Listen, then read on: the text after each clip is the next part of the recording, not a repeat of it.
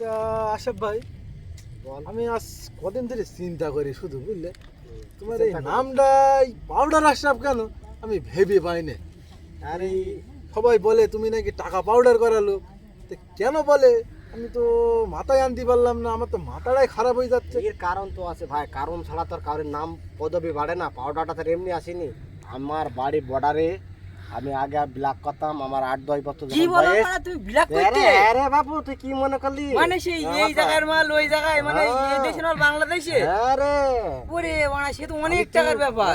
অনেক টাকার, মানে তুমি তো টাকা তো এইরকম করে উড়ে গেছে। আরে ভাই টাকা দুই হাতে নাড়াচাড়া করেছি, সেই থেকে আমার অভ্যাস হয়ে আছে পয়সা খরচ করি। কি বলো বাবু, এই মানে তো সেরকম তো লোক সেই দেখছি। অভ্যাসটা আমার পরিবর্তন হয় না। তো আমি যেখানে যাই আমার একই অভ্যাস আছে। তাহলে তোমার গল্পটা একটু বলে দেন, আমি একটু শুনি। গল্প তুই শুনবি আর ভাই, গল্প শুনি বা কি করবি? আমার বাড়ি বর্ডারে, বুঝতে পেরেছি তো। আমার যখন বয়স 8 থেকে 10, তখন আমি ব্ল্যাক করতাম, ঠিক আছে? 8 থেকে কি 10 মানে 8-10 বছর তাহলে তো বয়সে সে আজকের কথা না। আজকের কথা তো অনেক দিন আগে।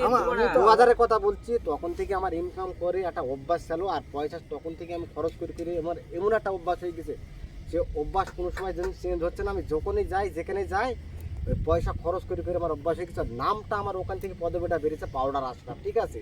পাউডার আশরাফ। পাউডার আশরাফ, টাকা পাউডার করা। টাকা পাউডার করে দিই। আমি যেখানে যাই, আমি যখন কাতারে ছিলাম আমি তো হরিণের কাবাব খাতাম, ঠিক আছে? পয়সা পাউডারের মতন শেষ করে দিয়েছি।